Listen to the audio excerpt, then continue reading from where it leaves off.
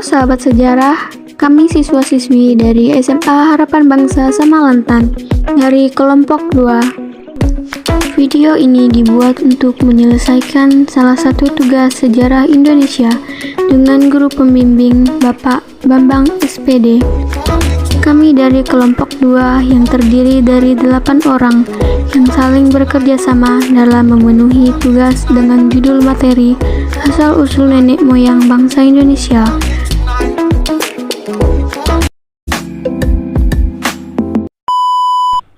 Sebelum kami masuk ke pembahasan lebih lanjut, izinkanlah kami memperkenalkan diri terlebih dahulu.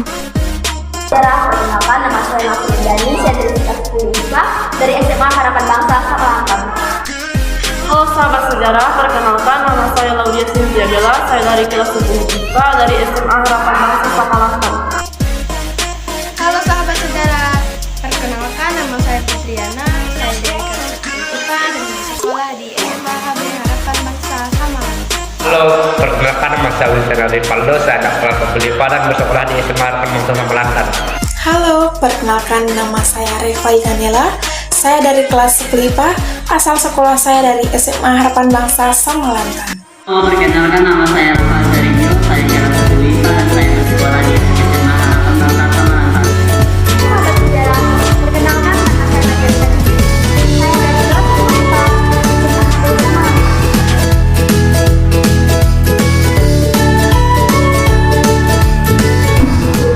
Yang pertama, nenek moyang bangsa Indonesia berasal dari Yunan dan Kampa.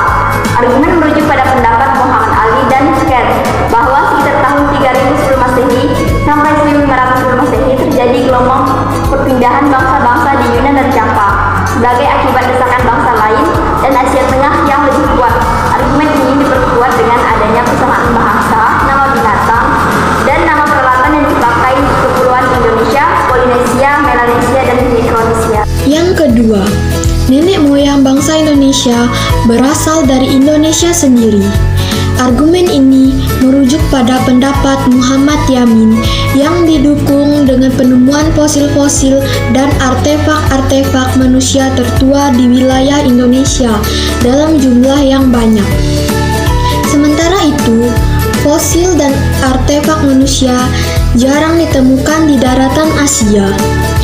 Sinanthropus pakinensis yang ditemukan di Cina dan diperkirakan sezaman dengan Pithecanthropus erectus dari Indonesia, merupakan satu-satunya penemuan fosil tertua di daratan Asia. Yang ketiga, masyarakat awal yang menempati wilayah Indonesia termasuk rumpun bangsa Melayu. Oleh karena itu, bangsa Melayu ditempatkan sebagai nenek moyang bangsa Indonesia.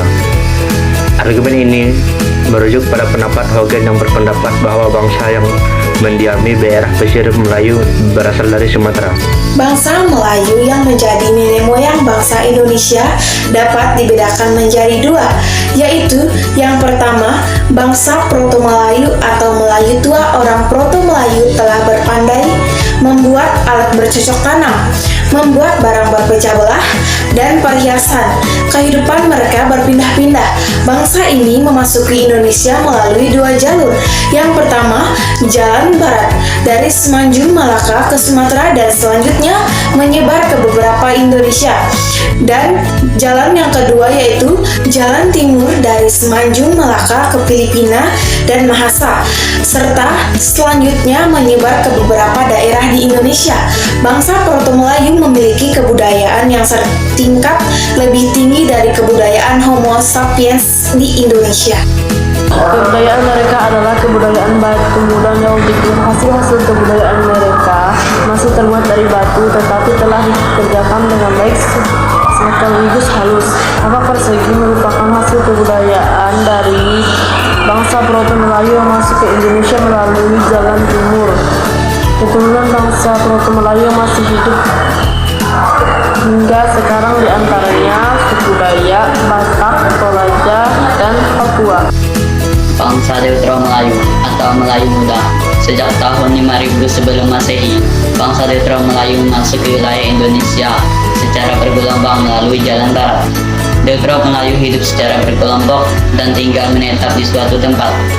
Kebudayaan bangsa Deutero Melayu lebih tinggi daripada kebudayaan bangsa Proto Melayu. Hasil kebudayaan mereka terbuat dari logam, perunggu, dan besi. Kebudayaan mereka disebut dengan kebudayaan Dongsor, yaitu suatu nama kebudayaan dari daerah Tonkin yang memiliki kesamaan dengan kebudayaan bangsa Deutero Melayu. Daerah Tonkin diperkirakan merupakan tempat asal bangsa Deutero Melayu. Nah, sahabat sejarah Indonesia, sebelum menyebar ke wilayah Indonesia, hasil kebudayaan perunggu yang penting di Indonesia yaitu adalah kapak corong atau kapak sepatu, nekara, dan busana perunggu. Nah, sahabat sejarah Indonesia, keturunan bangsa Deutero Melayu yang masih hidup hingga sekarang antaranya adalah Melayu, Batak, Minang, Jawa, dan Selain itu, sebelum kelompok bangsa Melayu memasuki Nusantara, sebenarnya telah ada kelompok manusia purba yang lebih dahulu tinggal di wilayah tersebut, yaitu bangsa primitif.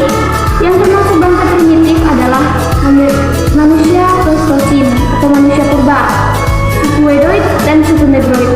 Manusia Pleistosin atau manusia purba ini selalu berpindah tempat dengan kemampuan yang sangat terbatas, sedangkan suku Negroid, sisa-sisa suku ini sampai sekarang masih ada, misalnya suku Sakai, Lisia, serta suku Kubu di perbatasan Jambi dan